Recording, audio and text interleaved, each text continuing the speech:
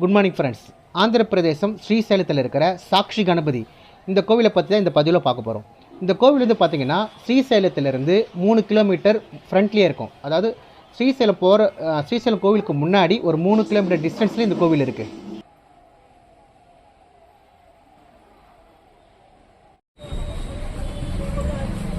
Guys, இப்போ நம்ம சாக்ஷி கணபதி கோவில் வந்துட்டுருக்கோம். Full crowd, full parking.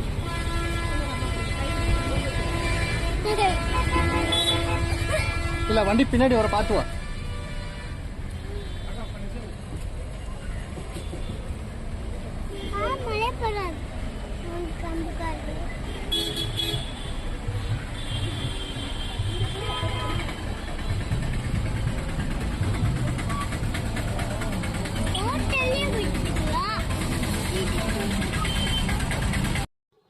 யூஸ்வலாக இந்த கோவிலில் வந்து பார்த்தீங்கன்னா பார்க்கிங் வந்து கொஞ்சம் ஃப்ரீயாகவே இருக்கும். இங்கே நீங்கள் பார்த்தீங்கனாலே தெரியும், பார்க்கிங் வந்து ரொம்ப பெருசாகவே இருக்கும்.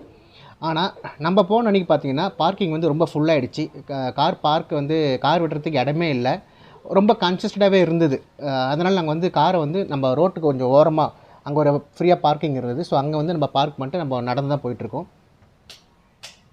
நம்ம ஸ்ரீசைலம் காட் ரோடில் ட்ராவல் பண்ணுறப்போ அந்தளவுக்கு டிராஃபிக் இல்லை. ஆனால் இந்த கோவிலுக்கு முன்னாடி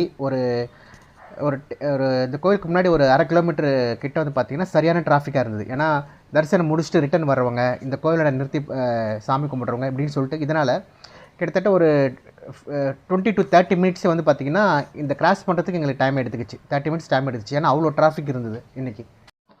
இந்த சாக்ஷி கணபதி விநாயகரை வணங்கிட்டு தான் ஸ்ரீசைலத்தில் இருக்கிற மல்லிகார்ஜுன சுவாமியை வணங்கணுன்றது ஒரு ஐதீகம்.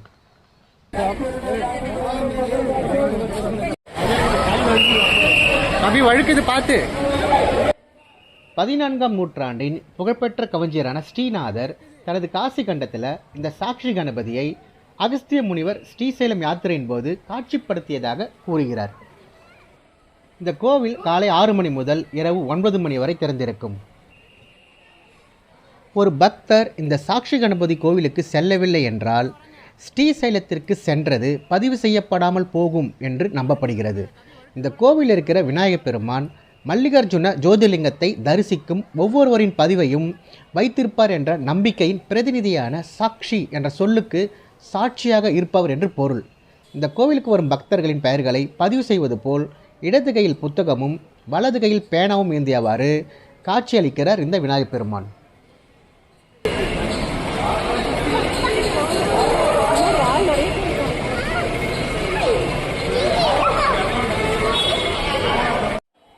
இந்த கோவில் ஒரு சின்ன கோவில் தான்.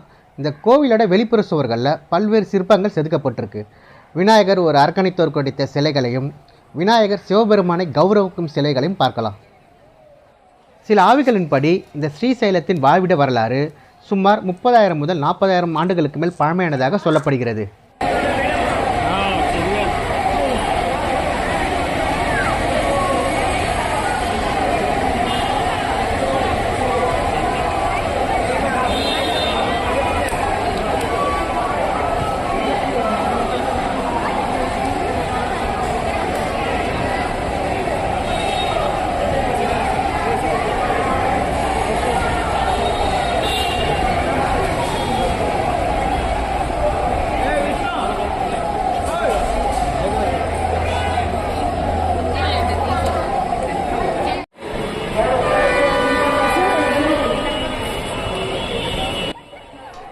இடது கையில் புத்தகமும் வலது கையில் பேனாவும் பிடித்தவாறு பக்தர்களின் பெயர்களை குறிப்பிடும் வகையில் அமைந்துள்ள இந்த சாக்ஷி கணபதி கோவிலுக்கு கட்டாயமாக போயிட்டு வாங்க. அப்படியே மறக்காமல் நம்ம சேனலை சப்ஸ்கிரைப் பண்ணுங்கள், ஷேர் பண்ணுங்கள், கமெண்ட் பண்ணுங்கள். அப்படியே பக்கத்தில் இருக்க பெல் ஐக்கனை ப்ரெஸ் பண்ணுங்கள். அப்போ தான் நம்ம போகிற வீடியோ உங்களுக்கு நோட்டிஃபிகேஷனில் வரும். மீண்டும் ஒரு பதிவில் சந்திக்கிறேன். டாட்டா, பாய் பாய். ஹாய் காய்ஸ், நிறைய வீடியோ காமிக்கிறோம் பாருங்கள். டாட்டா, பாய் பாய்.